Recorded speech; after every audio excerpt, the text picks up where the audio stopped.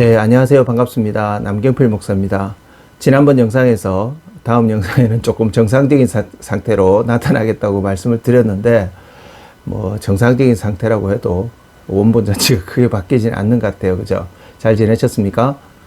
최근에 와서 저와 여러분들이 아마 모두가 공감하고 또 실질적으로 이제는 어쩔 수 없이 받아들여지고 있는 것 가운데 하나가 모든 회의나 강의나 이런 것들이 서서히 온라인, 그러니까 비대면으로 이렇게 바뀌어 가고 있는, 제가 속한 단체에서는 비대면이라는 표현이 좀 그렇다 그래서 디지털 대면이라는 조금은 그래도 포지티브한 긍정적인 표현을 쓰고는 있는데, 그럼에도 불구하고 이렇게 온라인상에서 우리가 얼굴로만 대하고 또 대화하고 강의하고 이러한 것들이 결코 꼭 바람직하다라고 할 수는 없는 것 같아요.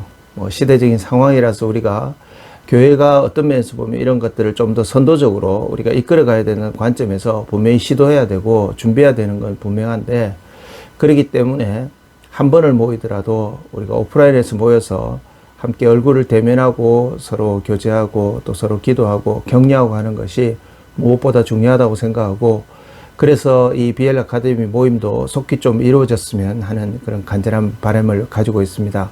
여러분들도 함께 기도해 주시기를 다시 한번 부탁드리면서 오늘 이야기를 시작해 보도록 할게요.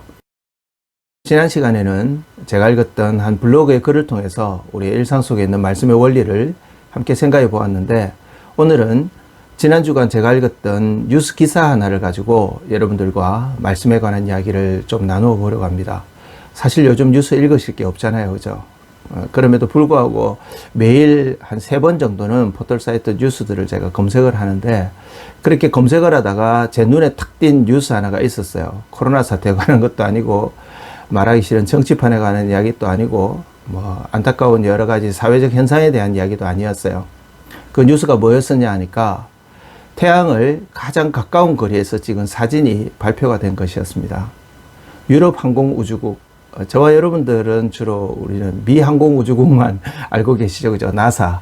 근데 유럽에도 항공우주국이 있습니다. ESA라고 있는데, 이 유럽 우주국에서 발사했던 태양 관측 극지 탐사선 솔라오비트라고 하는데요. 그 솔라오비트가 5월 말쯤에 근일점, 그러니까 태양과 가장 가까운 지점을 통과하면서 찍었던 사진을 유럽 항공우주국에서 발표를 한 것입니다. 이렇게 사진을 촬영해 보고 나니까 태양 표면에 굉장히 작은 폭발 현상들이, 솔라 플레어스 현상이 막 일어났다는 거예요. 그게 관측이 되고 찍혔다는 거죠. 그래서 이게 마치 모닥불을 막 피워놓은 것 같다 그래서 이 학자들이 캠파이어 현상이라고 그렇게 이름을 붙였다고 합니다.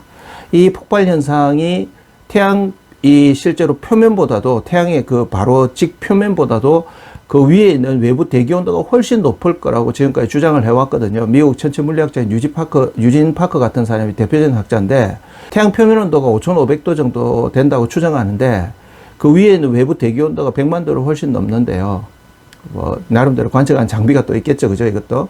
그래서 이런 어떤 현상 자체가 일어난 이유가 그 표면에서 일어나고 있는 이런 작은 폭발들, 캠파이어 일어나듯이 끊임없이 일어나는 작은 폭발들이 아니겠는가.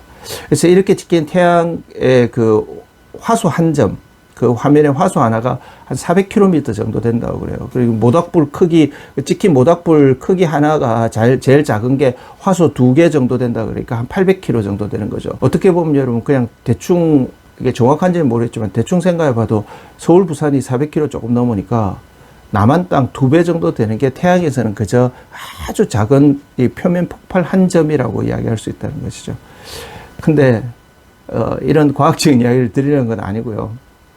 이 사진을 찍은 게 수성과 금성의 그 궤도 중간쯤이었다 그러는데, 여기서부터 태양까지의 거리도 아직도 7,700만 킬로미터가 떨어져 있다는 겁니다.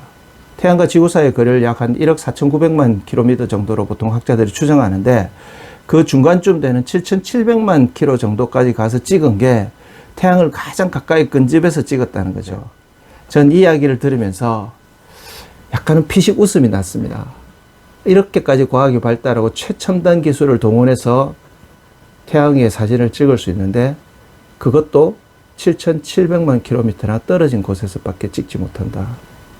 물론 7,700만 킬로미터나 떨어진 곳에 사진을 찍어내는 과학적 발달은 인간의 위대함을 증명하는 거라고도 할 수 있겠죠. 하지만 어떻게 보면 여러분, 여전히 인간은 이 우주 공간에 비해 생각하면 너무나 미미한 존재가 아닌가. 우리가 살고 있는 이 태양계 같은 이 우주 은하계가 수도 없이 있다는데 도대체 이 광활한 우주를 어떻게 설명할 것인가? 그 안에서 인간이라는 존재는 과연 뭔가? 그런데 성경은 이 모든 것들에 대해서 아주 심플하게 딱 한마디로 한 구절로 정의를 내리고 있습니다. 태초에 하나님이 천지를 창조하셨다. 그리고 3절에 가면 하나님께서 빛이 있으라 하셔서 빛이 존재했고, 그리고 14절부터 그 빛을 스스로 발광하는 태양처럼 발광체를 비롯한 광명체들을 하나님이 만드셔서 낮과 밤을 구별하기 시작하셨다라고 성경은 분명하게 이 모든 우주 창조의 일련의 질서들을 설명하고 있습니다.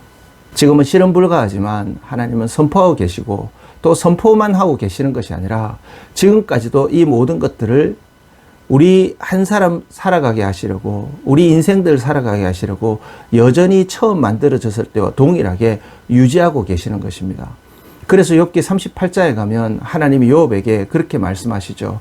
내가 이 묘성들을 묶어 놓을 수도 있고 이 모든 삼성들을 풀어 해칠 수도 있다라고. 코로나 사태를 겪으면서 우리는 우리가 얼마나 연약한 존재인지를 뼈저리게 느끼고 있습니다. 그러면서 또 한편으로는 태양까지 이렇게 가까이 다가가서 사진을 찍을 수 있었다고 인간의 위대함을 칭송하고 있습니다. 그렇지만 성경은 베드로 사도도 그렇고 계시록을 썼던 요한도 그렇고 이 모든 것들이 풀어 녹아지고 다 없어지고 새롭게 새하늘과 새 땅이 만들어진 날이 온다고 분명히 이야기하고 있습니다. 그리고 그 계시록 21장 23절 말씀에 보면 해나 달의 비침이 쓸데없는 그날을 이야기하고 있습니다. 왜요? 오시는 그분께서, 의로운 해가 되시는 그분께서 이 해와 달의 광명이 필요 없을 만큼 밝으시기 때문입니다.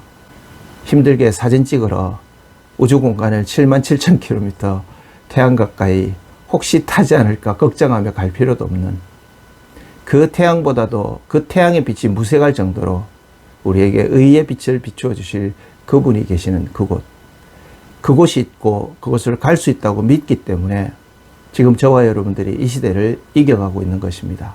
견뎌내고 있는 것이죠. 버티는 것입니다. 혹시 지금도 교회를 다니지 않고 계시는 분이 이 영상을 보고 계신다면 한 번쯤 고민해 보셨으면 좋겠습니다. 어떻게 인간이 그렇게 노력해서 과학적 발전을 이루었음에도 불구하고 겨우 이 태양계, 그것도 그 안에서 그 태양까지 겨우 이제 77,000km 근처까지밖에 갈 수 없는지, 아직도 광활히 펼쳐진 이 우주는 얼마나 많은 이야기를 우리에게 들려주고 있는지, 아니 어떻게 보면 아주 단순한 이야기를 하고 있는 것이죠. 창조의 하나님이 존재하신다는 것. 깊이 한번 고민해 보시고 그 하나님을 찾아 만나시기 위해서 교회로 발걸음을 한번 옮기시거나 성경 말씀을 읽어보시는 것은 어떠실까요? 계속해서 코로나 사태가 완전히 해결은 되지 않았지만 그래도 어제 뉴스 보니까 이제 국내 확진자가 10명 미만으로 떨어졌더라고요. 그래서 아마 조만간 안정세로 완전히 접어들고 또 정리가 되지 않을까 기대를 해봅니다. 물론 또 다시 악화될 수도 있겠죠. 그저 기도할 뿐이고 이 모든 것들을 속히 돌려놓으실 하나님의 긍휼하심을 기다릴 뿐입니다. 다음 영상 찍어 올릴 때까지 여러분 말씀 안에서 늘 강건하시고 기도 많이 해주셔서 속히 얼굴 뵙고 대화할 수 있기를 간절히 소망합니다. 감사합니다.